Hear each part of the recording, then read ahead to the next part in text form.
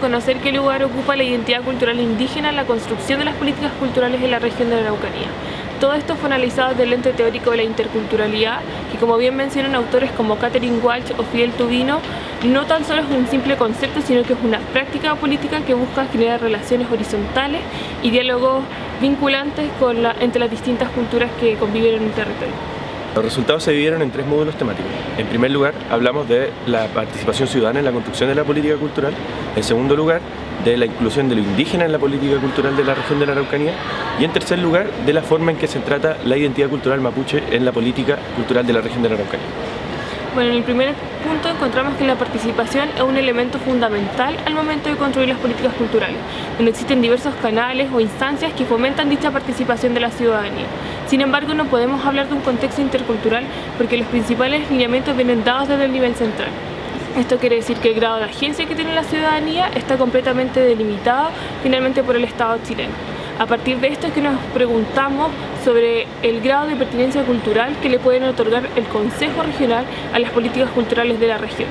Y nos encontramos principalmente con que si bien existe un grado de autonomía que está dado por el Programa de Fomento y Difusión de las Artes de los Pueblos Indígenas, el centralismo influye de manera determinante en el contexto territorial. Un segundo punto, que como te decía tiene que ver con la inclusión de lo indígena en la política cultural, viene determinado por dos elementos principales. En primer lugar, la consulta indígena, que fue llevada a cabo el año 2014 y que tiene dos efectos palpables, que son, uno, la creación del Departamento de Pueblos Originarios y dos, la creación del Programa de Fomento y Difusión de las Artes de los Pueblos Originarios. En segundo lugar, vemos que la inclusión de lo indígena depende mucho de las voluntades políticas que estén de turno. En ese sentido, nosotros nos indagamos en las autoridades que hoy en día están de turno y encontramos que, uno, tienen una fuerte identificación con el pueblo mapuche y, en segundo lugar, tienen un pasado marcado por la militancia en distintas organizaciones ligadas a la demanda indígena. Finalmente, el tercer punto que encontramos es la forma en que se trabaja la identidad cultural mapuche. Acá hay tres elementos principales que derivan precisamente del punto que dije anteriormente, que tiene que ver con la revitalización de la lengua, el rescate del patrimonio y el rescate de la memoria. Nosotros encontramos que estos tres puntos tienen un fuerte potencial político, en la medida que pueden transformarse en elementos identitarios y de unificación de un pueblo. Sin embargo, nosotros concluimos que no alcanza a tener este potencial político no alcanza a transformarse en acción política en la medida que son elementos que se remiten únicamente al ámbito cultural y vienen determinados 100% por el nivel central de la institucionalidad cultural.